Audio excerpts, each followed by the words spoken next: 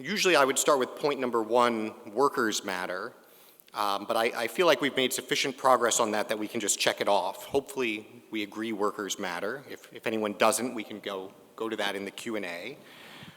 So let me turn directly to point number 2, power matters. Conservatives have an awkward relationship with power, and maybe it's poor form to poke fun at your introducer in the first 20 seconds. But Luke introduced this as a panel on worker rights, which I thought was actually quite funny, because it's not. It's a panel on worker power, at least according to the program. And conservatives are very comfortable talking about rights and much less comfortable talking about power. And I think the reality is that we need to change that. We focus intently on the power of the state. We're very paranoid about the power of the state. But for a long time, we've had an assumption that as long as we keep the state out of the way, as long as we leave things to the market, there's no problem, that market forces will somehow assuredly produce the sort of conservative utopia that we all aspire to. And we're only coming to discover in recent years, along a similar trajectory to the one Luke was describing, that that's not actually necessarily true. For instance, that corporate power is a thing, and that corporations can assert incredible cultural power, whether or not they technically have the power of the state behind them. And we're discovering it's not true when it comes to the labor market, that the balance of power between workers and employers is incredibly important to outcomes for those workers. Now, the long-standing economic theory that you can still find market fundamentalists here and there to voice is the idea that labor markets essentially take care of everything for our workers, that thanks to the power of the invisible hand, every worker earns what's called his marginal value product. That is, employers are very carefully measuring exactly how much a worker adds to the firm and paying him exactly that much, and that's how much every person gets paid, and therefore wages are always at the right level. I think everyone could probably come up with a few problems to that, which is why it's so fascinating that people at the Cato Institute will insist that it is true. For one thing, the wages aren't the only thing at stake. If you think about the full package of wages, benefits, experiences that come along with a labor relationship, there's no way to expect that a market would actually balance those out perfectly. Second, workers face all sorts of challenges. They face switching costs if they try to find a new job. They face information asymmetries. They don't necessarily know what they're worth or what they should be paid. In a lot of cases, they face a problem of employer coordination. Anyone who's ever worked on the employer side to set wages knows that the first thing you do is look at what all of your competitors are paying and try to stick in that exact same band. And we know that there's problems of supply and demand. Of course, the actual number of workers available to do the work is going to affect the wage that has to be offered. And yes, in the very, very, very long run, maybe if you had an excess of workers, you would get new investment and it would create new businesses and it would employ those workers. That's a very nice story. Empirically, it is not happening in this country and hasn't happened for a long time. So in short, I think it's safe to say that no one who has ever had a job thinks that wages are set without respect to employer versus worker power, and no one who has ever employed someone in a job thinks that workers are set without respect to worker and employer power. Also agreeing on the point, Adam Smith, who said in The Wealth of Nations, upon all ordinary occasions, employers have the advantage in the dispute and force workmen into a compliance with their terms. And John Stuart Mill, the favorite of modern libertarians, who lamented that without sufficient union strength, the laborer in an isolated condition, unable to hold out even against a single employer, will as a rule find his wages kept down. Mill questioned the morals of anyone who would not want workers to be members of unions. Most interestingly, this is just from a day or two, but I have to highlight it. It's actually quite encouraging.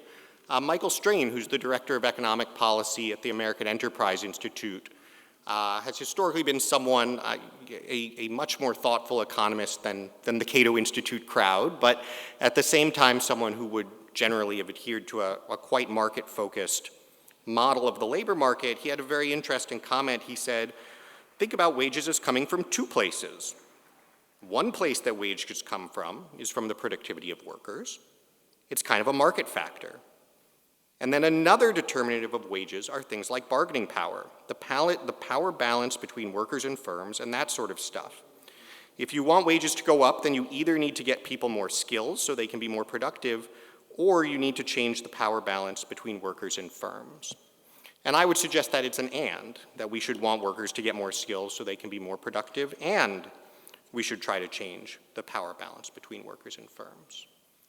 And the final reason I think worker power is so important is that ultimately when we think about work in people's lives and the role that it plays, it's all about a lot more than just the paycheck. It's about the way that they're treated on the job. It's about the respect and dignity they're accorded by the employer, whether they're seen simply as a subordinate or a co-producer of value in the firm. And it's about whether they feel that they have a voice and any say in what goes on in their life from day to day. And so for all those reasons, I think fundamentally anybody who is a conservative should want to see higher levels of worker power in this country. And in particular, and this is the point that I want to focus on here, it seems to me that a commitment to worker power should be a fundamental tenet of national conservatism. So why is that? Well, first of all, national conservatism offers a natural mechanism for advancing worker power. Right? A commitment to a national identity is also a commitment to a particular set of workers. One of the things you notice about people with sort of very global views of the good is that by asserting equal concern for everyone, they actually get out of having much concern for anyone. If we actually assert that it is something about other Americans that we are in solidarity with and have concerns for, it actually gives us a group of workers to whom we can orient both our concerns and our public policy. And the second thing is that I think capital and labor within a country exist in a symbiotic relationship. That actually defining constraints around a market economy is part of what makes it work well. And we see this, for instance, in the relationship that has historically existed between the cities and the hinterlands. The cities obviously rely on the hinterlands for many things, and the hinterlands rely on the cities for many things. And that was always the case until recent decades when we told American cities, actually, you can also just use Chinese hinterlands.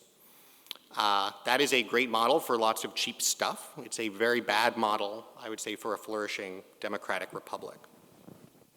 So national conservatism, I think, is a way to advance worker power. And worker power, I think, is also a natural mechanism for advancing national conservatism. It's workers who gain most from defining and asserting the value of a nation and imposing that constraint on the economy. And so they're the natural constituency for a lot of the values that we've been talking about here at this conference. Corporations don't care about the nation state or about borders. Corporations are delighted when we say those things don't matter. Consumers don't care. Consumers benefit from not having to worry about where things come from. But workers care deeply. It is a tangible way of making the abstract point that capital is very mobile, goods and services are very mobile, labor is much less mobile. That it's people who care about place. And so I think workers are ultimately going to be the core of any successful assertion of a national conservatism.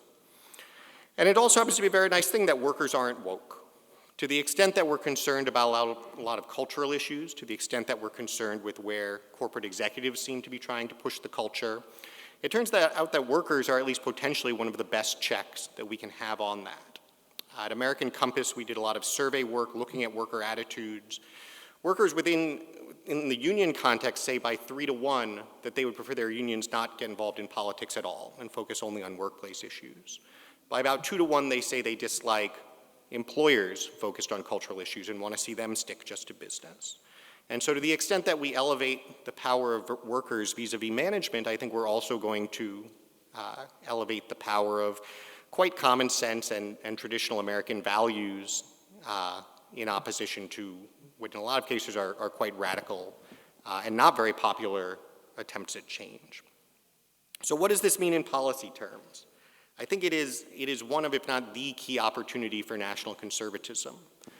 And I guess to be an equal opportunity critic of more than just Luke, there is, I think if there is a deficit at this conference, it is in practical action.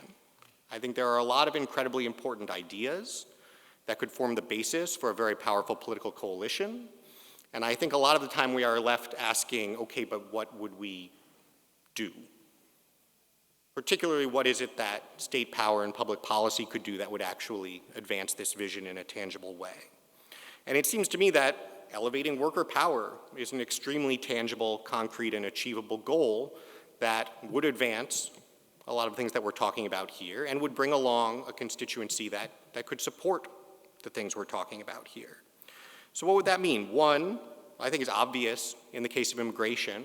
I think talking about immigration in terms of worker power is a much more constructive way of doing it than some of the more politically charged fights that we tend to have.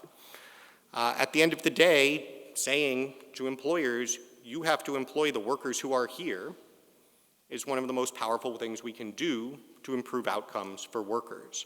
And it's very funny, you'll have employers, they'll set their hair on fire and they'll say, oh my goodness, this is a disaster, we'll all go out of business. And you just tell them, no, this is just the challenge. This is what you take all that incredible market power of innovation and go ahead and focus that on actually making money with the workers you have in this country. And something tells me they could do that just fine. I think it's equally obvious in the case of trade.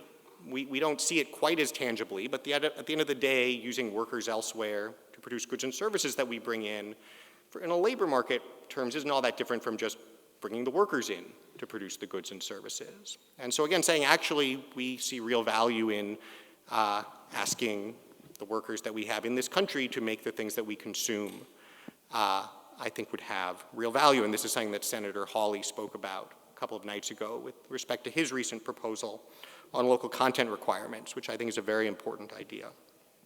I think a third is how we think about social insurance. It has for a long time been a real push among conservatives to say, we should privatize Social Security, we should devolve it to the states, we should, everything, the answer is federalism. But when you think about something like Social Security, I think it's actually a very powerful illustration of a policy that says, no, actually, this is a program of, by, and for the workers of the United States of America. They are the ones who pay into it, and it is something in return that we guarantee to them collectively in their old age. And that brings us finally to the topic we'll delve in further today, which is organized labor. Obviously, that's been a contentious one on the right of center. As Luke noted, historically, the right of center has been aggressively anti-labor. But I think it's actually very consistent with a lot of values on display here. Giving workers more power through organizing allows the distribution of income through market forces instead of through government programs. It allows for the regulation of workplaces through the bargaining of the parties instead of through government regulation. And it's an incredibly powerful constitutive element of our society and ultimately our nation. On the flip side, it does have real downsides, particularly how it's been operating in this country at times, and its effect on markets and its effect on politics. Just yesterday, the SEIU chose to endorse expanding the Supreme Court. I can think of a lot of explanations for that, but supporting worker power would not be among them. So I'm going to hand it over to my co-panelists here to talk further about worker power in the labor context. And looking forward really to the conversation. Thank you very much.